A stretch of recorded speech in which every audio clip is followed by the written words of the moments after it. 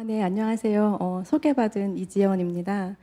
사실 아무것도 아닌 제가 또 이런 자리에서 마이크를 들기에는 사실 턱없이 부족한 제가 이렇게 유럽의 인권 철학과 실제라는 주제로 강의를 제안받았을 때 한번 해보겠습니다라고 이렇게 제가 용기를 내게 된 이유는 지금 대한민국이 특히 이제 제 또래 젊은 세대들이 이런 인권이라는 단어를 너무 쉽게 가볍게 생각하는 게 있고, 그래서 인권이라는 이름이 참 너무나 쉽게 남용되고 있다고 봤기 때문입니다. 인권을 쉽게 생각한다, 그 단어를 쉽게 생각한다.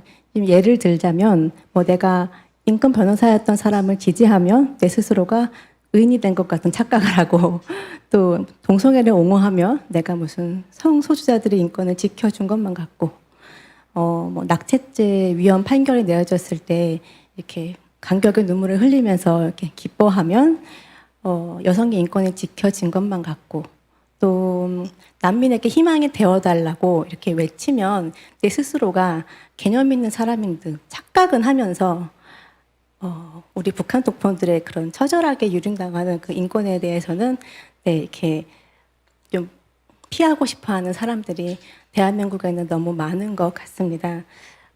여기에는 아마 인권에 대해서 그 의미와 그런 해석을 깊이 있게 생각해 본 적이 없고, 또 공부해 본 적이 없다는 것과, 그리고 이제 아무래도 이성보다는 감성을 앞세워서 판단을 하는 그런 습관이 지금 젊은 세대에게 많이 지금 그런 습관이 좀 있는데, 이런 것들이 아마도 인권이라는 이런 엄숙한 주제를 너무 가볍게 여기게 된 원인이라고 생각을 합니다.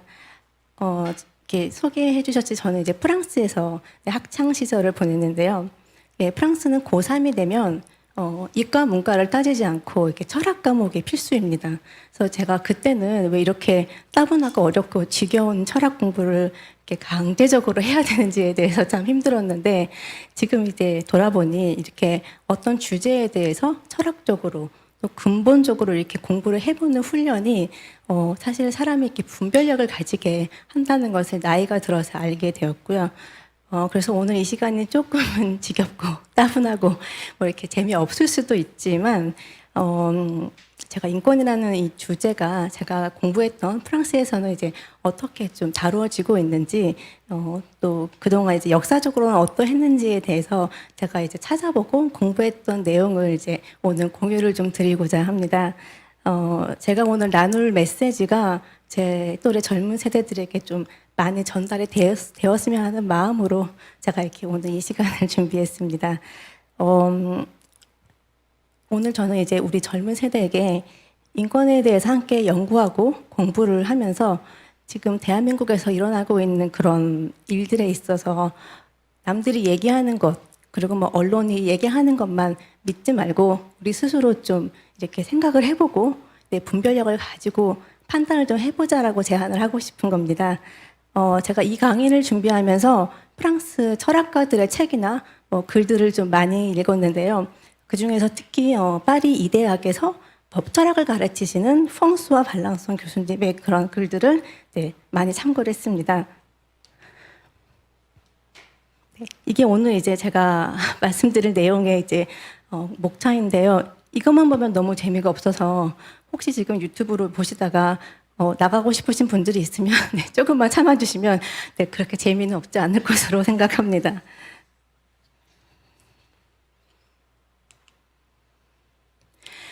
그 파리 이대학의 그 법철학과 교수님이신 그 프랑수와 발랑송 교수님이 쓰신 글 중에서 인권의 철학적 토대라는 이제 기고문이 있는데요. 제가 그 기고문에서 그 서문이 너무 인상 깊어서 제가 좀 이제 번역을 해서 소개를 드리고자 합니다. 네. 인권이라는 단어는 인류가 겪었던 여러 가지 전체주의 시스템에 어떠한 방어도 할 수 없었던 사람들에게 있어 구원과도 같은 표현이었기에 인권이라는 표현에 대해 나쁘게 이야기하는데 우리는 주저할 수밖에 없다. 그러나 역사를 돌아보고 현재를 지켜봐도 인권이라는 이름 아래 저질러진 많은 범죄들, 이로 인해 자리 잡은 공포를 가늠했을 때 인권이라는 단어가 가진 착각, 사기, 속임수를 의심하지 않을 수 없다. 인권을 분별력 없이 무턱대고 칭송하는 수준만큼이나 인권이라는 단어를 무기 삼아 벌어지는 사기 행각 또한 무분별하게 퍼져나갈 수 있다. 서문부터 의미심장한 말씀을 하시더라고요. 그래서 현재 대한민국에서 인권이라는 단어를 이렇게 인식하고 적용하고 있는 이 현실을 예측한 것만 같은 그런 의미심장한 말이었습니다. 이제 프랑스의 대부분의 유럽 교수님들이 이렇게 강의 시간에 라틴어를 많이 쓰시는데요. 이 교수님도 이렇게 오디아투르의 알테라 파스라는 라틴어를 쓰시면서 이게 이제 로마법에 나오는 원칙을 언급하시는데 이게 이제 라틴어로 다른 측면을 듣다라는 의미라고 합니다. 그래서 이 원칙을 적용해서 어떠한 주제에 대해서 호의적인 논거와 또 반대 논거를 동일한 주의를 기울여서 판단해야 하며 이제 이것이 우리가 인권을 고찰하는 방법이 될 것이다라고 하면서 서문이 끝납니다. 네, 그래서 펑서 교수님이 이제 인권의 이런 빛과 어두운 부분에 있어서 그 1789년 프랑스 인권 선언문의 그런 철학적 관점을 이제 바탕으로 좀 풀어내셨는데 그 중에서 이제 좀 중요한 포인트 몇 가지만 제가 말씀드리겠습니다. 네, 인권이란 인신독전 관점에서 보면 사실 처음부터 너무 당연한 거고 그래서 정말 자명한 이치 또는 자명한 권리입니다. 이 자명한 권리는 불어로는 에비던스라고 그러고 영어로는 셀프 에비던트라고 이렇게 나오는데 이 자명한 권리라는 단어가 그 1789년 프랑스 인권선언문에는 나오지가 않습니다. 그리고 1948년 세계 인권선언문에도 등장하진 않는데 그런데 1776년 미국 독립선언문에 명확하게 나옵니다. 제가 원문을 보여드리면요. We hold these truths to be self-evident. 우리는 다음의 진리들을 자명한 권리로 여긴다. That all men are created equal. 즉 모든 사람은 평등하게 창조되었다는 것과 That they are endowed by their creator with certain unalienable rights. 그들이 창조주로부터 몇 가지 양도할 수 없는 권리를 부여받았으며 That among there are life, liberty, and the pursuit of happiness.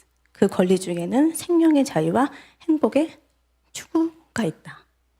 네, 이 자명한 권리라는 것은 너무 당연한 것이기 때문에 사실 더 이상 논의의 대상이 되지 않는다는 뜻이기도 하고요. 또 어떤 조상이나 혈통이 있다는 뜻이 아닌 것이죠.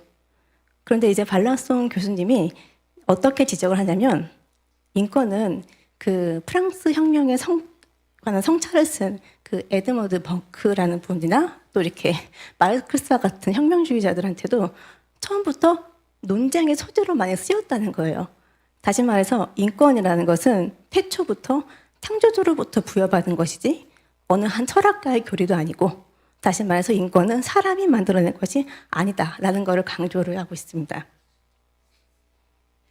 네, 인권이라는 이런 의미는 사실 오래전부터 자연법에서 엄숙하게 요약이 되었다고 말씀하시는데 발랑성 교수님은 534년에 편찬된 로마법 학설집 디제스트라고 그러는데 여기에 인간은 자유롭고 평등하며 형제로 태어났다고 이렇게 오래된 문서에도 나왔다고 예를 드시는데 저는 이제 개인적으로 인권의 의미가 기록된 가장 오래된 문서는 저는 창세기 1장이라고 생각을 합니다. 네, 창세기 1장 28절에는 하나님이 그들에게 복을 주시며 그들에게 창조물 인간에게 복을 주시며 하나님이 그들에게 이르시되 생육하고 번성하여 땅에 충만하라. 땅을 정복하라. 바다의 물고기와 하늘의 새와 땅에 움직이는 모든 것을 다스리라. 그러니까 하나님은 창세기에서부터 이렇게 인간이 존엄하게 살 권리를 부여해 주셨고 이 권리가 창조주 하나님으로부터 왔기 때문에 셀프 에비던트, 자명한 권리라고 미국 그 독립선언문에 명확하게 쓰여진 거겠죠. 그런데 1789년 프랑스 인권선언문에는 이런 개념보다는 조금 개인주의적 철학의 기초를 두고 있다고 이렇게 주장을 하시는데요. 가장 큰 이유가 이 1789년 프랑스 인권선언문은 이 앞서는 그 미국 독립선언문하고 인권과는 다르게 창조주로부터 내려온 권리가 아니라 프랑스 혁명 과정에서 프랑스 그 혁명을 일으킨 주체들이, 즉 인간들이 스스로 인권을 승인하고 선언했기 때문입니다. 이제 프랑스 인권 선언문의 전문에 명확하게 나오는데요. 전문을 보시면 국민의회를 구성하는 프랑스 시민의 대표자들은 인권에 대한 무지와 망각 또는 경시가 공공의 불행과 정부의 부패의 원인임을 유의하면서 인간이 가지고 있는 타고난 양도할 수 없는 신성한 권리들을 엄숙한 선언을 통해 명시하기로 결의하였다. 이 선언이 의도하는 바는 어쩌고저쩌고, 따라서 국민의회는 최고 존엄 앞에서 그 가호에 의하여 다음과 같은 인권과 시민권을 승인하고 선언한다. 다시 보여드리면 누가? 국민의회가 무엇을? 인권과 시민권을 어떻게? 승인하고 선언한다. 인간 스스로가 인권을 승인하고 선언했습니다. 네, 이거 불어 원문을 보여드리면 아셈블레 나시오날, 국민의회가 흑고네 데클라, 승인하고 선언한다. 무엇을? 네, 인권과 시민권을. 그리고 여기서 이 에트르 슈프림이라는 이 단어가 최고 존재라는 뜻인데요. 이게 우리가 생각하는 창조주 하나님이 아니라 자연신을 의미합니다.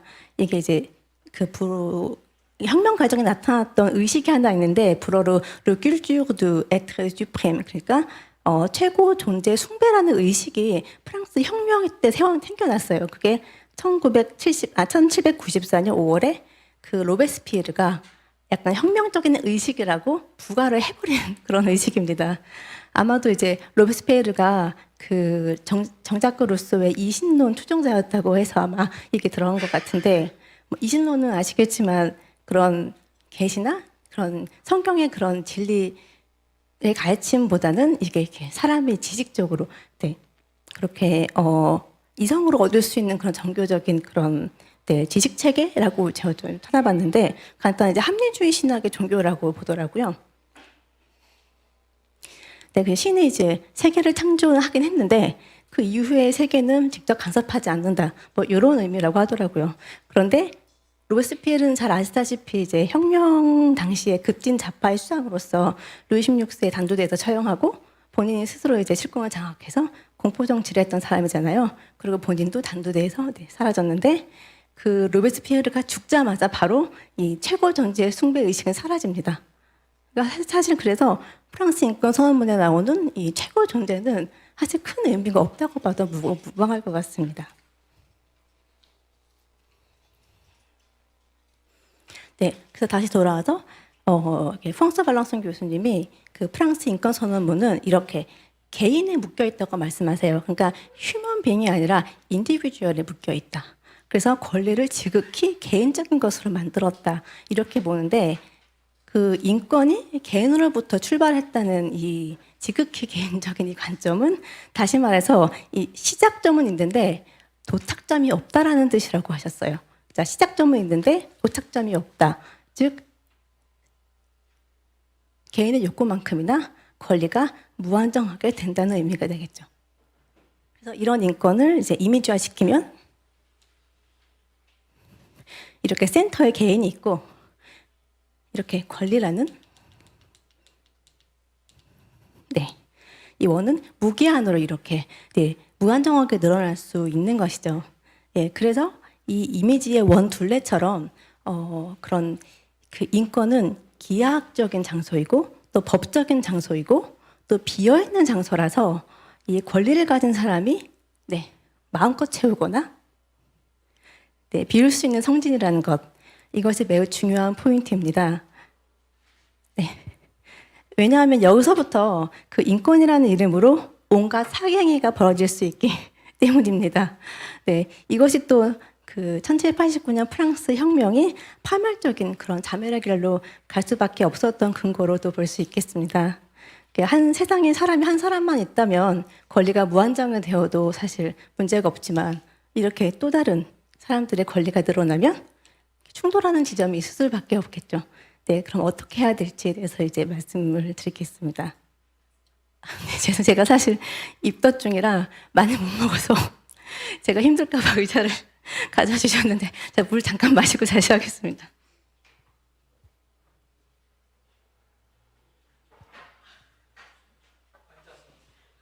네. 이걸 봐야 돼서요. 아니 괜찮습니다. 아니요.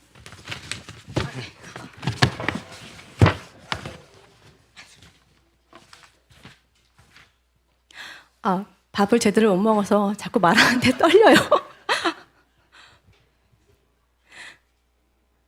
네, 괜찮을까요?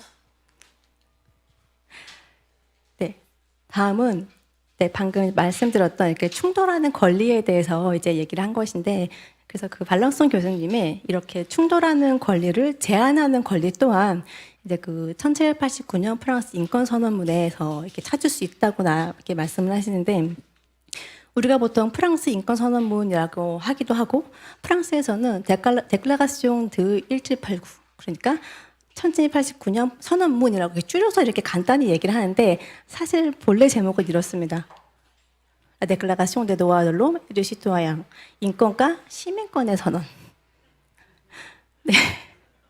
그래서 이 퐁설렁선 교수님의 문장을 제가 또 이제 번역을 해서 이제 말씀을 드리면, 인권의 혜택만큼이나 시민권의 의무가 가해짐으로써 인권과 시민권은 분리가 되어 있었다.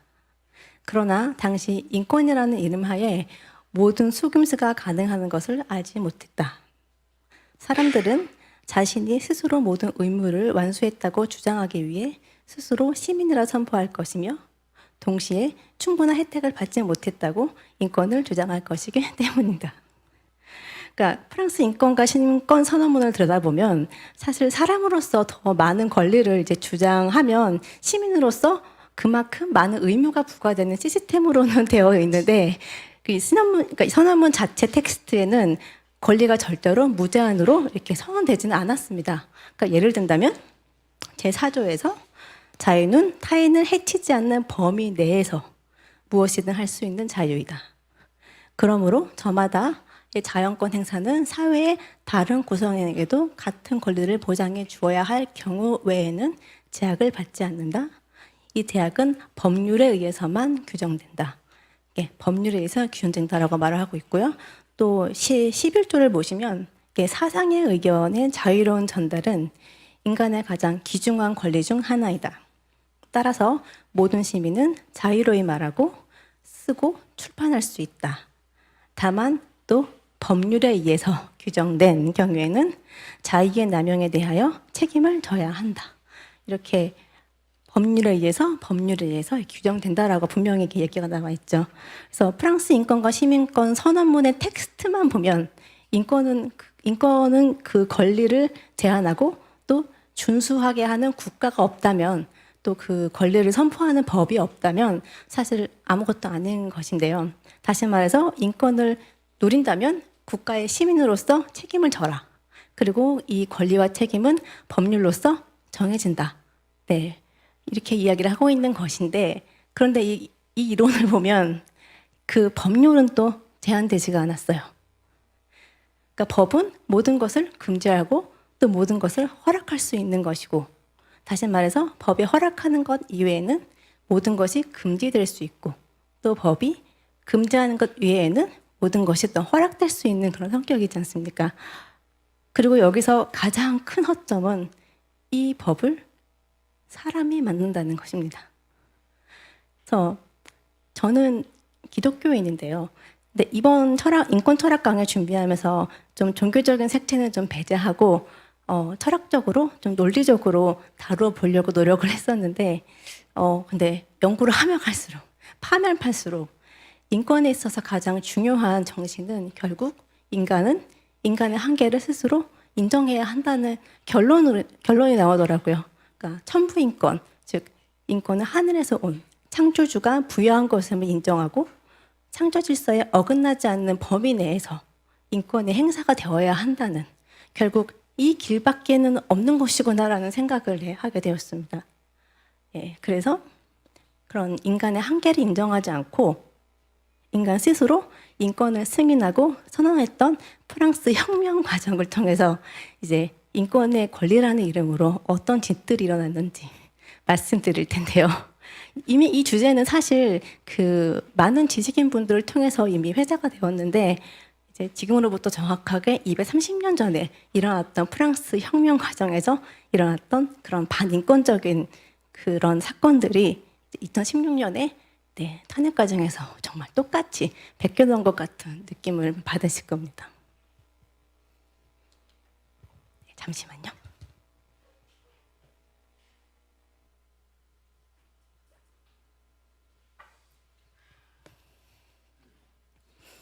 제목이 프랑스 혁명 과정을 통해 드러난 인권의 속임수. 되게 유명한 말인데요. 왕은 무죄일지도 모른다. 그러나 그를 무죄라고 선언하는 순간 혁명이 유죄가 된다. 이제 와서 혁명을 잘못이라고 할 수 있는가? 왕을 죽여야 한다. 혁명이 죽어서는 안 되기 때문이다. 이 말은 당시 이제 급진자파 자코뱅의 수장이었던 로베스피에르가 루이 16세 선거 공판에서 법정에서 한 말입니다. 왕은 무죄일지도 모른다. 저거 보면서 어쩌면 태블릿 PC는 필요 없은지도 모른다. 이 얘기가 막 떠오르더라고요. 그래서 프랑스 인권 선언문 제 1조에는 이제 모든 인간은 자유롭고 평등하게 태어나서 생활할 권리를 가진다. 또 제 9조에는 모든 사람은 유죄로 선고되기 전까지는 무죄로 간주된다. 라고 분명히 밝힙니다. 그런데 왕은 무죄일 수도 있는데 왕이 무죄면 혁명이 유죄니 왕을 죽여야 된다. 한 사람의 목숨이 혁명의 명분보다 중요하지 않다는 거죠. 왕은 인간 아닙니까? 그리고 왕은 기득권으로 태어나서 잘 먹고 잘 살았으니 뭐 죽어도 된다? 이런 겁니까? 슬프게도 대한민국에는 이런 기득권들 또 이렇게 돈 많은 사람들은 떵떵거리고 잘 살아왔으니까 좀 뺏겨도 되고 인격모독 좀 당해도 되고 뭐 이런 사실관계 따지지도 않고 이렇게 주장하는 사람들이 사실 너무 많은 것 같습니다. 그래서 당시 루이 16세는 이제 국가 반역죄라는 제목이 이제 붙여졌는데 당시 그 엉시앙 레짐이 이제 공화정으로 바뀌던 그런 이제 전환점이었기 때문에 루이 16세가 왕정 복구를 시도했기 때문에 이것이 혁명 헌법의 국민주의 원칙을 위반했다는 겁니다. 그런데 국가 반역죄가 성립이 되려면 내란이나 폭동이 일어나야 되는데 사실 당시 루이 16세는 지문국 국가의 왕이었죠. 그러니까 절대 권한을 가지고 있었고 폭동을 일으키거나 그럴 이유도 없었어요. 폭동도 안 일어났고. 그러니까 한마디로 왕이라는 타이틀을 가지고 행사하는 당연한 그런 행동이 혁명 정신을 훼손하니 국가 반역죄다라고 이렇게 선언하고 법리에 의한 판결도 아니고 당시에 혁명 헌법 제정 의회인 국민공회가 투표에 붙여져서 그래서 찬성 387표, 반대 334표로 사형에 결정이 되었던 겁니다. 제가 좀 알아보니까 박근혜 대통령 탄핵 소추한 내용이 바로 국민주권주의, 대의민주주의의 본질 훼손. 그러면서 이제 온갖 카더라 통신들의 근거 없는 소문을 바탕으로 그런 신문 기사들을 근거로 잔뜩 실었다고 해야죠. 예를 들어서 세월호 사건 7시간 행방에 대해 국민들에게 밝히지 않았다. 근데 그 당시 그때 7시간에 대해서 분단위로 밝혀서 홈페이지에 올렸거든요. 청와대 홈페이지에. 그리고 최순실에게 기밀 문서를 유출했다. 그런데 연설문이 무슨 기밀 문서입니까? 유출되고 말고 하게. 연설문이란 거는 최대한 많은 사람들이 공감을 해야 되는 그런 그 말이기 때문에 사실 그 사전에 많은 사람들이 수정하고 보완하고 수정하고 보완하고 이 과정을 거치는 게 그런 연설문인데 이런 것 가지고 참 이해가 안 됐습니다. 그래서 루이 16세가 이제 왕이기 때문에 당시 당연히 행사할 수 있는 권리를 가지고 혁명 정신에 어긋나니 반역죄다라고 이제 죽여버리는 게 인권. 다시 말해서 인간답게 살 권리를 지켜준 것입니까? 박근혜 대통령이 밝혀지지도 않았고 입증되지도 않았던 그런 죄로 탄핵이 되고 지금 감옥에 갇혀 있는 것이 인간답게 살 권리를 지켜준 겁니까? 우리는 당시 대세에 맞지 않았다, 어쩔 수 없었다 이렇게 너무 쉽게 이야기를 하죠. 근데 그만큼 우리가 인권을 쉽게 생각한다는 뜻이기도 합니다. 그러니까 인권이라는 것이 내 마음에 안 드는 사람한테는 안 지켜줘도 되는 것은 아니지 않습니까? 제가 아까 루이 16세의 그 사형 판결이 투표에 붙여져서 결정이 됐다고 말씀드렸는데, 당시에 이제 사형에 찬성표를 던진 사람들 중에서 유력한 왕의 계승자였던 그 종친 올레안 공이 있었고, 또 최측근 귀족들도 상당히 많았다고 합니다. 그러니까 왕을 죽이면 내가 왕이 되겠지, 내 기득권이 강화가 되겠지, 이렇게 생각을 하고 찬성표를 이제 던졌던 것이죠. 근데 이제 이 사람들 모두 사실은 다들 단두대에서 처형이 됐습니다. 아마 머릿속에 좀 떠오르시는 분들이 몇 분 계실 것 같아요. 네, 이건 이제 마리 앙뚜아네트 처형 과정인데요. 그 마리 앙뚜아네트 처형 과정을 보면 정말 온갖 스캔들과 거짓 루머로 여성 인권이 처참하게 질파펴지는 역사를 확인할 수가 있는데, 당시 마리 앙뚜아네트의 그 제목이 뭔지 혹시 아십니까? 국가 반역대 그리고 근친상간입니다. 네, 근친상간이요. 그러니까 국가 반역죄가 성립된다고 주장하는 이유는 그게 그 왕실 재정을 파탄에 일렀다고 하는 것인데, 사실 당시의 왕실 경비가 프랑스 총 지출의 6%도 안 됐다고 합니다. 네. 그런데 당시 프랑스 국민들을 정말 광기로 몰아넣은 소문은 다른 게 아니라 마리 앙뚜아네트가 9살 아들과 근친상간을 했다는 것이었고, 그리고 거짓 증언들이 법정에서 난무했다고 합니다. 그게 이제 마리 앙뚜아네트가 사치와 낭비벽이 심하고, 뭐 무슨 추기경과 뭐 부적절한 관계라는 등, 베르사유 궁전 뒤에서 뭐 미래를 했다는 등, 왕세자의 아버지가 루이 16세가 아니라는 등, 정말 한 여성으로서는 너무나도 치욕스러운 그런 거짓말들이 프랑스 사람들의 가십거리가 된 그 와중에, 당시 9살 왕세자의 그 샤를르 공의 그 주장에 근거해서 근친상간이 사형의 제목이 들어가게 되고, 그래서 당시 마리 앙뚜아네트는 너무 어이가 없어서 이걸로 해명할 가치조차 느끼지 못했다고 하더라고요. 근데 그 샤를르 왕세자를 이렇게 회유하고 협박하고 코치한 사람들이 당시 혁명 세력이었던 자코뱅 바였다고 합니다. 네, 그래서 또 생각나는 사람이 있더라고요. 네. 당시 이제 마리 앙뚜아네트 그 죄목 중에 왕실 재정 파탄은 사실 증거가 좀 부족했고, 마리 앙뚜아네트를 죽이기에는 너무 명분이 약했던 거예요. 그래서 여성으로서, 엄마로서 아마 세상에서 가장 치욕적인 루머가 될 근친상간을 내세워서 한 여성을 죽였던 겁니다. 네, 한 여성으로서 지켜줘야 되는 권리는 어디 갔습니까? 그리고 우리나라에서도, 이 대한민국에서 한 여성으로서 권리를 무참히 유린했던 사건을 우리는 분명히 기억해야 합니다. 네, 박근혜 대통령의 누주 풍자 그림은 물론이고, 세월호 3사 때 7시간 동안 남자와 미래를 지켰대. 숨겨둔 자식이 있대. 정유라가 딸이래. 닮은 것 같아. 어머, 미쳤나 봐. 이렇게 여성 대통령을 씹는 재미에 우리는 한 여성의 인권을 껌 씹듯이 씹어버렸습니다. 그 프랑스 혁명과 그 광화문의 촛불 세력에 좀 공통점이 있는데, 바로 야만성, 광기, 비인권적, 그리고 여성 혐오입니다. 당시 광화문 광장의 광기와 살기는 정말 역사의 유래를 찾아볼 수 없는 수준이었죠. 저도 가봤었어요. 저는 태극기 집회를 나갔지만 광화문 광장에 가서 그 실체를 보고 싶어서 갔었는데, 네, 광화문 광장에 당시 단두대가 등장을 했었죠. 저렇게. 그리고 대통령에게 사약을 부는 퍼포먼스도 있었고요. 저기 보시면 대통령의 얼굴이 담긴 축구공을 어린 아이들이 이렇게 발로 차고 굴리고 다녔고요. 이것을 평화적 국민 시위로 미화를 시켰습니다. 또 이제 대통령의 이게 목이 잘려서 피가 흐르는 대통령의 얼굴을 창에 꽂혀서 들고 다니는 것도 이렇게 있었죠.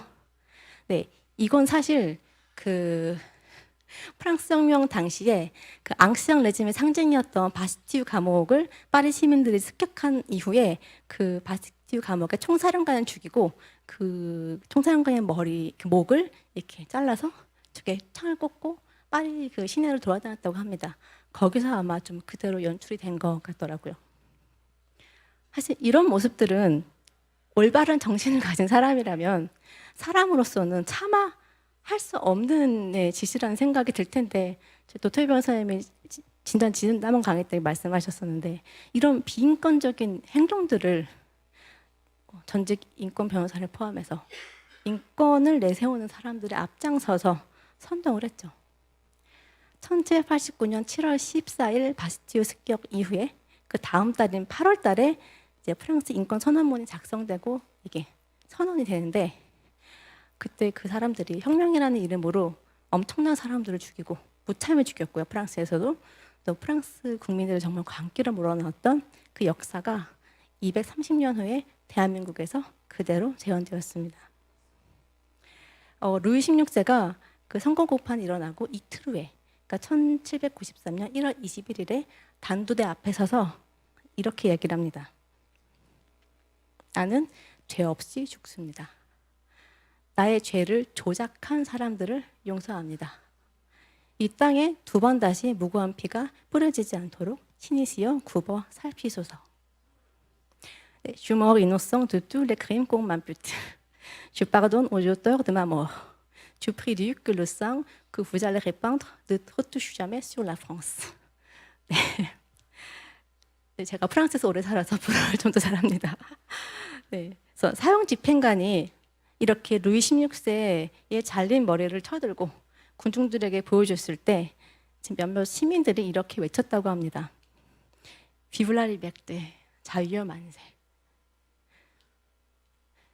역시나 또 떠오르는 장면이 있더라고요. 네, 여담으로 제가 그 프랑스 혁명을 주도했던 로베스피에르의 최후에 대해서 몇 마디 나누고 싶습니다. 이 사람이 이제 로베스피에르인데요.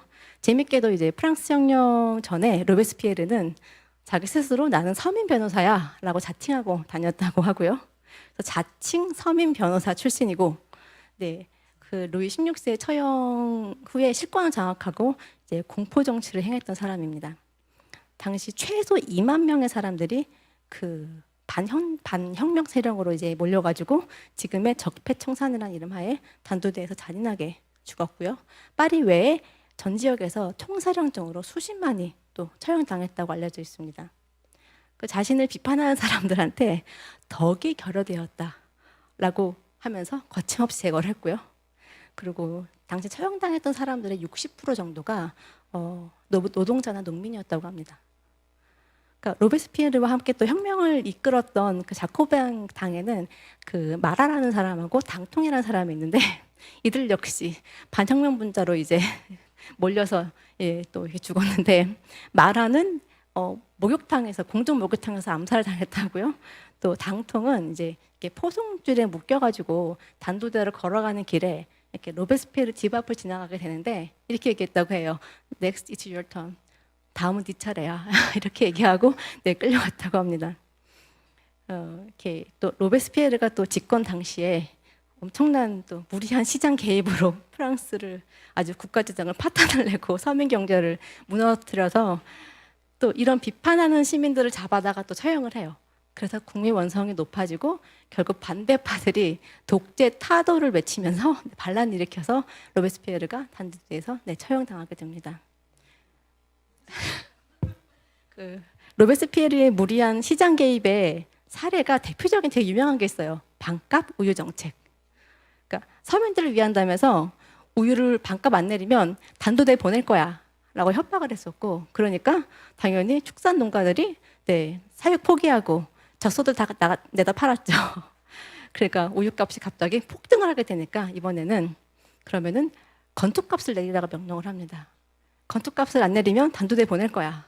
그러니까 건투값을 내리면 사람들이 다시 젖소를 사육하겠지, 이렇게 생각을 했던 거죠. 근데 사람이 어떻게 시장을 이기겠습니까? 그래서 이번에는 건투 생산이 중단이 되고, 그래서 건투와 우유값이 미친 듯이 뛰어서 예전의 우유값의 10배까지 뛰었다고 합니다. 그런데 중요한 건 우유는 아이들한테 가장 중요한 음식이잖아요. 그러니까 프랑스 사람들이 아이들한테 우유를 못 먹이니까 이제 불만이 폭발하게 된 거예요. 그래서 로베스피에르 인기가 추락을 하고 네, 시작을 해서 단두대에서 마감을 하게 됩니다.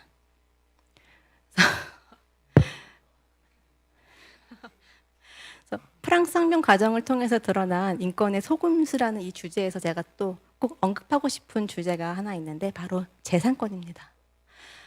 인간이 마땅히 누려야 되는 기본적인 권리 중에는 재산권도 있죠. 네, 프랑스 인권선언문 제17조에는 네, 재산권은 신성 불가침한 권리이므로 합법적으로 확인된 공공의 필요가 명백히 요구하고 또 정당한 사전 배상의 조건하에서가 아니면 결코 침탈될 수 없다라고 결코 침탈될 수 없다라고 분명히 언급을 하고 있습니다.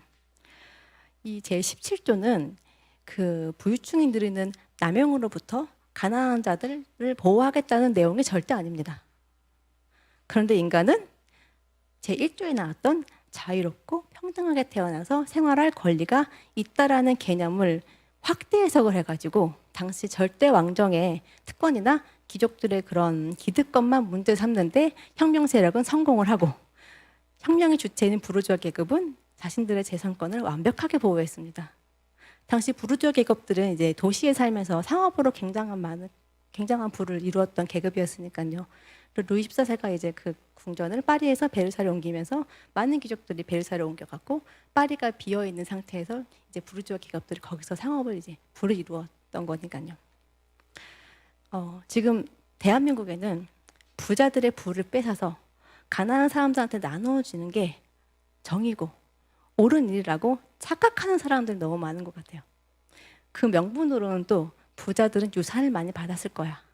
아니면 나쁜 짓을 해서 부를 이루었을 거라고 이렇게 내세우는데 사실 이건 정말 일부 부자들의 뭐 사례일 수 있지만 전체가 다 그런 건 아니잖아요.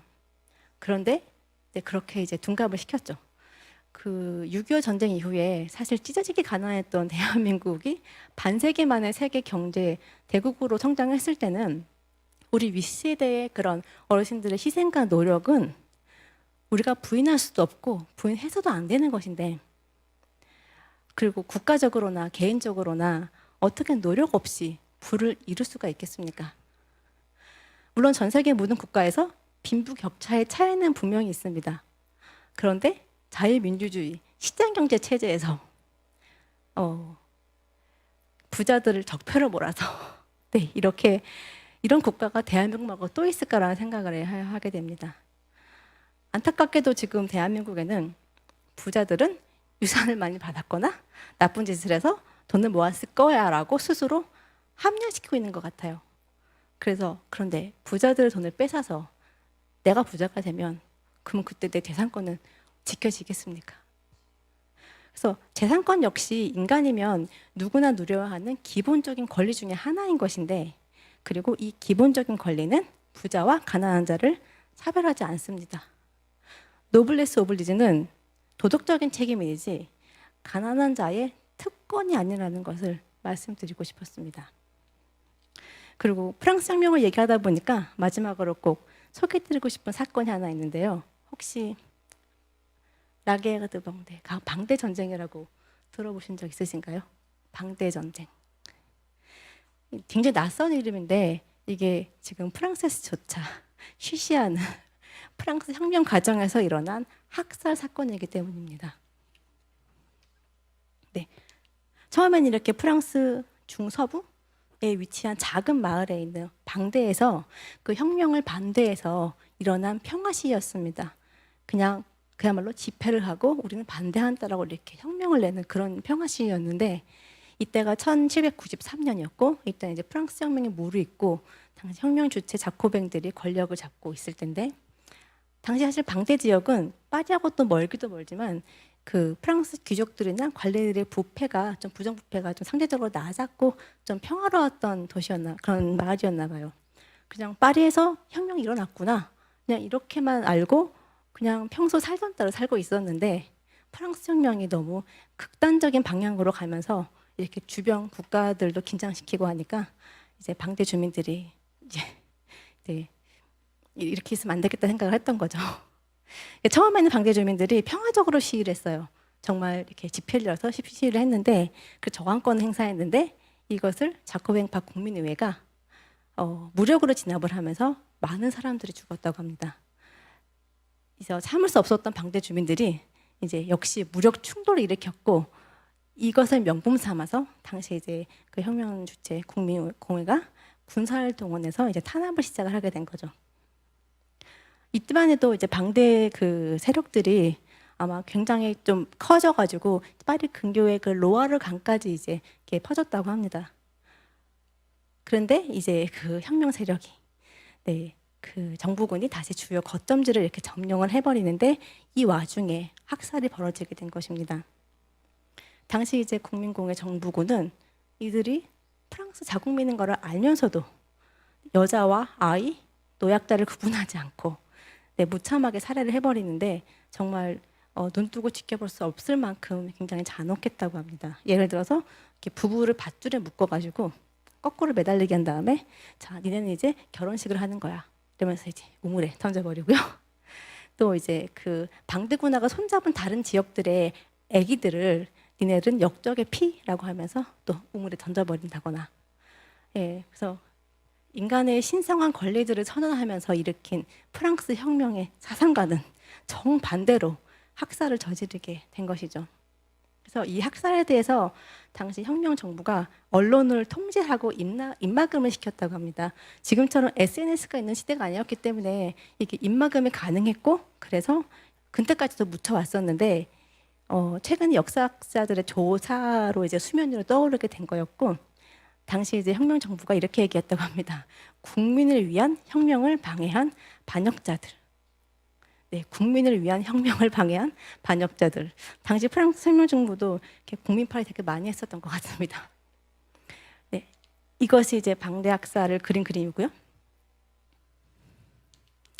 이 사진은 방대 학살이 일어났다는 것을 증명하는 고고학자들의 증거 자료입니다.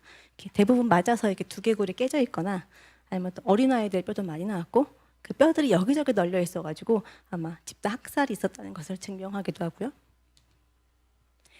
이 포스터는 방대 지역 주민들이 그린 이제 프랑스 혁명군을 묘사하는 포스터라고 합니다. 얼마나 이제 그런 감정이 너무 드러나는 포스터이죠. 그래서 지금 방대 지역에 살아남은 후손들이 지금도 이제 이 사태에 대해서 국가에게 사과를 촉구하고 있는데 이게 프랑스 혁명이 아무래도 좀 프랑스 이미지하고 또 민주주의 상징인 것처럼 지금 이렇게 계속 이렇게 주장되고 있으니까 이런 학살이 밝혀지면 좀 곤란해질 것 같습니다. 당시 최소 15만 명에서 17만 명 정도가 방대 학살로 죽었다고 추정하고 있습니다. 그래서 프랑스 혁명 이후에 프랑스는 정말 많은 혼란을 겪었고 프랑스 국민들은 이 공화정에 대한 이제 회의를 느끼면서 국가를 바로 잡아둘 리더가 필요했던 거죠. 그리고 나폴레옹이 나타나서 스스로 황제로 등극하는 순간 사실은 프랑스 그 자코방들이 일으킨 프랑스 혁명은 실패로 끝난 거죠. 왕을 죽여서 혁명을 했는데 다시 황제가 등극을 했으니까요. 네, 아이러니하게도 나폴레옹 황제 시절의 프랑스는 사회, 정치, 경제, 사회, 군사적으로 많은 발전을 이루게 됩니다. 그래서 인간의 그런 신성한 권리들을 인간 스스로가 승인하고 선언하면서 일으킨 프랑스 혁명이 그 이념과 반대되는 행위로 나아가서 결국 실패를 하는 과정을 보면서 제가 처음에 말씀드렸던 인권에 있어 가장 중요한 정신은 결국 인간이 인간의 한계를 스스로 인정하는 것으로 역시나 또 귀결이 되더라고요.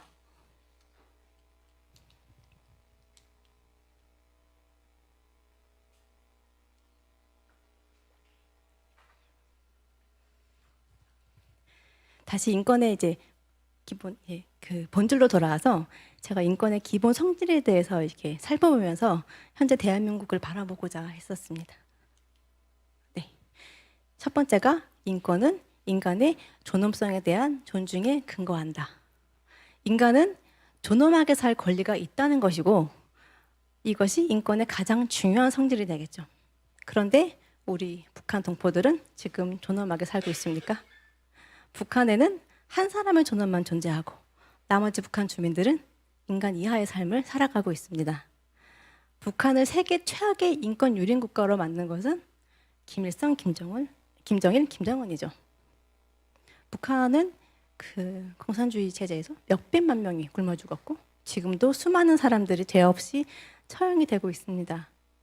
그리고 고모부를 뭐 무슨 기관총으로 뭐 쏘고 뭐 화염병으로 뭐 죽였던 김정은이 어떻게 귀여울 수가 있습니까? 대한민국에는 5천만 명의 존엄이 살고 있습니다. 물론 이제 빈부격차의 차이도 있고 사회의 불만을 가질 수도 있지만 자유민주주의 대한민국에는 내가 존엄하게 살 권리가 이미 주어진 것이죠. 그리고 북한에는 한 명의 존엄만 살고 있습니다. 이 말을 예전에 박근혜 대통령이 하신 적이 있죠. 그리고 북한 주민들에게 웰컴 투 코리아라고 하셨습니다. 북한 주민들에게 대한민국에 와서 존엄하게 살라고 초대를 한 거죠. 참고로 박근혜 대통령은 인권 변호사는 아니었죠. 두 번째가 인권은 보편적이며 이는 평등하게 그리고 차별 없이 모든 사람에게 적용된다는 것을 의미한다. 그러니까 인권은 가난한 자나 부자, 기득권이나 지배층, 여자, 남자를 차별하지 않습니다. 그런데 지금 현재 대한민국은 인권을 차별해서 적용하길 바라고 또 그렇게 실행되고 있는 것 같습니다. 한마디로 내 마음에 안 드는 사람은 인권을 적용하고 싶지 않은 거예요. 우리 젊은 세대들이 좀 많이 감정적인데 나는 혹시 그러지는 않는지 정말 가슴에 손을 얹고 한번 생각해 봤으면 좋겠습니다. 네, 세 번째, 인권은 아무도 그 권리를 박탈할 수 없다는 의미에서 양도될 수 없다. 그러니까 인간으로 태어나면 누구나 기본적인 권리를 가지는 것, 이것은 너무나 상식적인 이야기고 자명한 이치, 그러니까 셀프 에비던트죠. 그런데 북한에서 태어나는 순간 그 권리는 박탈당합니다. 지난주에 김용 사무총장님이 말씀하셨는데 북한에는 식량권, 생명권, 이동의 자유, 표현의 자유 등 인간이 기본적으로 누려야 하는 그런 권리는 다 침해당하고 있습니다. 그런데 요즘에 대한민국에는 이런 표현의 자유라는 권리가 또 심각하게 지금 침해당하고 있는 것을 볼 수가 있죠. 광화문 광장에서 김일성 만세를 외치는 게 표현의 자유라면서 요즘 저희가 무슨 말만 하면 막말이래요. 막말이니까 말하지 말라는 거잖아요. 네. 결정적으로 변희재 대표님의 구속은 정말 심각한 언론 탄압이었죠. 네 번째, 모든 인권은 동등한 중요성을 지닌다. 그러니까 모든 인권은 똑같은 무게로 중요하다는 건데 저는 이 부분에 있어서 그 낙태죄 유형 결정이라는 문제를 좀 언급하고 싶습니다. 그 태아의 생명권과 여성의 선택권, 여성의 결정권 중에 무엇이 더 중요한지를 헌법재판소가 판단을 한 것인데 모든 인권은 동등한 중요성을 지닌다. 어느 권리가 더 중요하고 덜 중요한지를 사람이 판단하는 것 자체가 인권 침해 아닙니까? 저는 그렇게 생각이 들더라고요.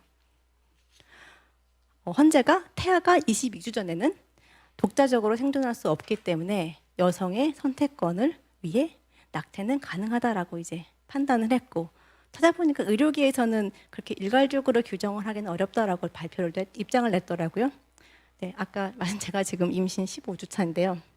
입덧이 심해서 좀 왔다 갔다 하고 있는데 제가 이미 6주째, 7주째 아기 심장 소리를 보고 들었어요. 그리고 9주쯤 되면 머리, 몸, 팔, 다리가 형성되는 거를 보고요. 제가 12주 때 가보니까 손가락, 발가락 다 생겨가지고 이게 초음파를 보는데 저한테 아기가 반갑다고 시크하게 손을 흔들더라고요. 독자적으로 생존할 수 있는지 여부가 뭐가 의미가 있겠습니까? 태아는 이미 생명인데. 그래서 제가 모든 인권은 똑같이 중요하기 때문에 헌재의 낙태죄 위험 결정은 자체가 인권을 침해한 것이다 라고 이렇게 얘기를 하면 분명히 이런 질문하는 사람들이 있어요. 그럼 강간을 당해서 원치 않는 임신을 할 경우에는 어떻게 하라는 거냐? 근데 이미 그 모자보건법 14조에는 낙태의 허용 사유를 두고 있어요. 제가 찾아보니까 본인이나 배우자가 정신장애나 신체 질환이 있는 경우, 강간 또는 중간간에 의해서 임신된 경우, 혈족 또는 인척 간에 임신된 경우, 또 임신의 지속이 모체의 건강을 심각하게 해치는 경우가 있더라고요. 그러니까 일부에서는 여성이 자신의 현재와 미래를 설계할 권한을 가진 주체가 돼야 되기 때문에 현재의 판결이 정당하다라고 보기도 하는데 그러면은 권한을 행사하되 책임은 안 져도 된다. 뭐 이런 것인가요? 정말 솔직히 얘기해 보면 원치 않은 임신이 됐을 때는 임신매매나 강가 같은 어쩔 수 없는 상황보다는 개인적인 실수가 월등히 많지 않을까요? 한 생명을 두고 실수니까 책임 안 져도 돼라고 지금 국가가 조장하는 것 아닌가요? 근데 이제 헌재가 이제 낙태죄 위헌 결정을 내렸을 때 그 앞에서 눈물을 흘리면서 이렇게 환호하던 젊은 여성들을 보면서 제가 그 친구들이 왜 그러는지 어느 한편으로는 좀 이해를 했었어요. 제가 이제 그 말씀을 드리려고 하는데 좀 어려운 문제인데 지금 대한민국 젊은 여성들에게는 여성의 선택권이라는 그 말이 굉장히 예민하고 중요한 문제가 되었습니다. 이거를 인정하셔야 되고 그 이유를 아셔야 됩니다. 지금 대한민국의 젊은 여성들은 전통이라는 이름으로 여성에게 매우 불합리하고 불평등한 관습을 가정에서부터 강요당하고 살았던 엄마를 보고 살았던 세대입니다. 우리 엄마 세대는 그런 불합리한 불평등한 것들이 너무 당연시 됐지만 우리는 그거를 당연하지 않다고 생각한 세대예요. 작년에 굉장히 큰 인기를 끌었던 웹툰이 하나 있어요. 저도 그 웹툰을 많이 봤는데 제 또래 여성들한테는 정말 엄청난 이슈였고 저도 굉장히 공감해서 봤던 웹툰이 하나 있어요. 혹시 아시는지 모르겠는데 그게 사회에서 가정에서 너무나 당연시되는 불합리한 관습들을 여성이기 때문에 겪어야 했던 그 이야기를 만화로 너무 잘 표현을 한 거예요. 이 웹툰 작가의 결론은 결국 여성에게도 이런 불합리한 것에 대해서 노를 할 수 있는 선택권이 있다였습니다. 이것을 얘기하고 싶었던 거예요. 근데 이 웹툰이 정말 엄청나게 성공을 했었거든요. 그리고 이 작가가 얼마 전에 새로운 웹툰을 기재하기 시작했는데 이 낙태죄를 다룬 내용이더라고요.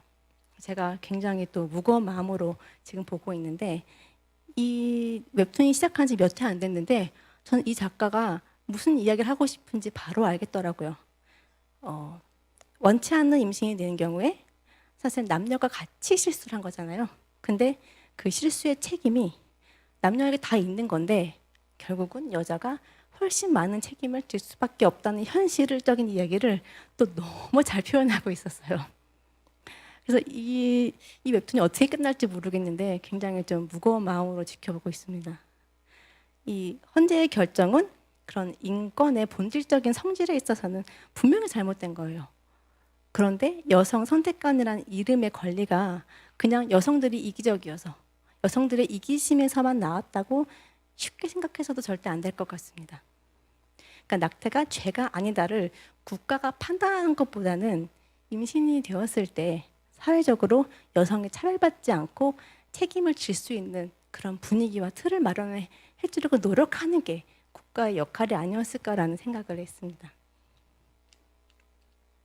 네, 제가 딱 시간을 맞춰서 네, 이제 결론을 제가 어떤 결론을 내려야 할지 제 고민을 많이 했거든요.